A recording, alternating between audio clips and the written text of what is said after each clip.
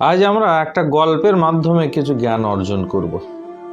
একজন ব্যক্তি মসজিদে নামাজ পড়তে গিয়ে নিজের ইমাম সাহেবকে বলছেন, হজরত, আগামী কাল থেকে আর আমি মসজিদে নামাজ পড়তে আসবো না। ইমাম সাহেব জিজ্ঞেস করলেন, আচ্ছা কেন আসবে না, কি কারণে আসবে না?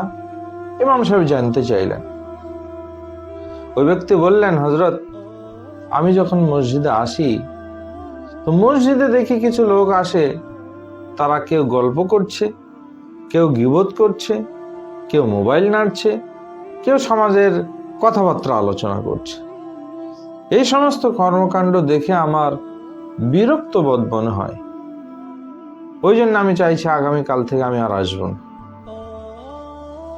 ইমাম সাহেব বললেন, ঠিক আছে, সে তুমি আসবে না আসবে তোমার ওটা ব্যক্তিগত ব্যাপার, তবে এই না আসবো না এই সিদ্ধান্ত নেওয়ার পূর্বে আমার একটা কথার প্রতি আমল করো।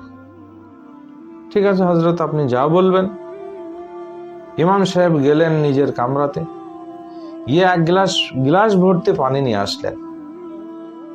গিলাস ভর্তি পানি নিয়ে এসে ওই ব্যক্তিকে বললেন, এই এক গিলাস ভর্তি পানি আছে, এই পানিটা নিয়ে তুমি মসজিদের 2 চক্র ঘুরে এসো। তবে একটা খেয়াল রাখবে, এই যে গিলাস ভর্তি পানি আছে তা থেকে 1 ফোঁটা পানিও যেন নিচে না পড়ে।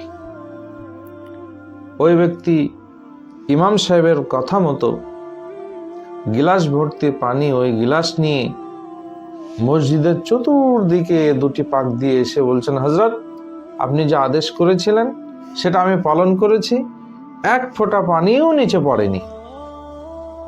ইমাম সাহেব তাকে বাহবা দিলেন, শাবাশি দিলেন এবং বললেন, আপনি যে সময় ওই গিলাস ভর্তি পানি নিয়ে ঘোরাঘুরি করছিলেন, 2টো চক্র যে দিলেন, সেই মুহূর্তে কে গীবত করছিল, কে মহল্লার কথা আলোচনা করছিল, কে পরনিন্দা করছিল, কে গল্প করছিল, কে ফোন নিয়ে কথাবার্তা বলছিল, SMS দেখছিল, কে কি করছিল সেটা আমাকে একটু শোনাও।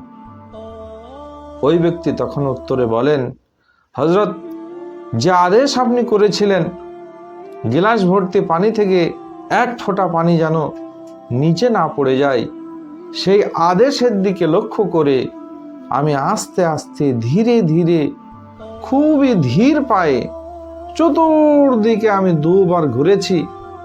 আমি সেই মুহূর্তে কে গল্প করছে, কে ফোন নিয়ে ব্যস্ত আছে, কে গীবত করছে, কে মহল্লার কথা আলোচনা করছে, সেদিকে আমার লক্ষ্য ছিল না।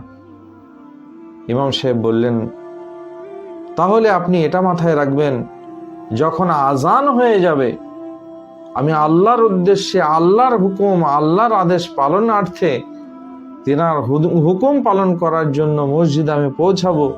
কে কি করছে সেটা আমি দেখব না, বরং আল্লাহর আদেশ আমি পালন করব।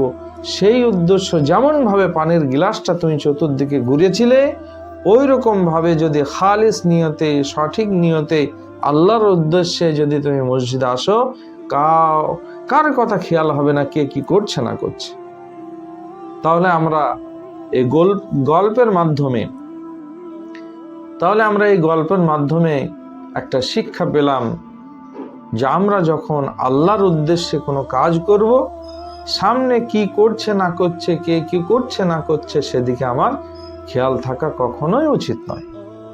তবে এই ঘটনা থেকে আমরা একটা শিক্ষা পেলাম, কিছু মানুষ সমাজের এমন আছে যারা কিন্তু নিজের ভুল ত্রুটি দেখতে পায় না, অন্যের ভুল ত্রুটিগুলো খুঁজে পায়। এ ভালো নয়, ও ভালো নয়, এ খারাপ, সে খারাপ, বরঞ্চ নিজের যে ভুল, নিজের যে ত্রুটি, নিজের যে অন্যায়, সেগুলা তারা বাছাই করে না। ওই জন্যে আমাদের করতে হবে, নিজেদের ভুলগুলোকে যদি আমরা ঠিক করে নিই, অন্যজন অটোমেটিক ঠিক হয়ে যাবে।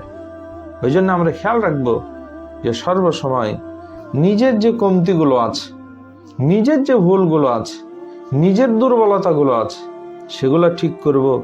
কারণ কবরে সে অন্যরা যাবে না, আমার কবরে আমিই যাব, আমার হিসাব আমিই দেব, আমার আদেশ পালন আমিই করব।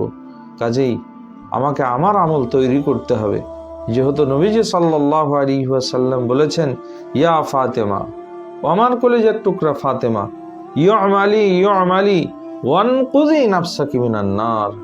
হে ফাতেমা, তুমি আমল করে নাও, ওয়ানকুজি নাফসাকি মিনান নার, তুমি নিজেকে জাহান্নামের আগুন থেকে পরিত্রাণ করে নাও।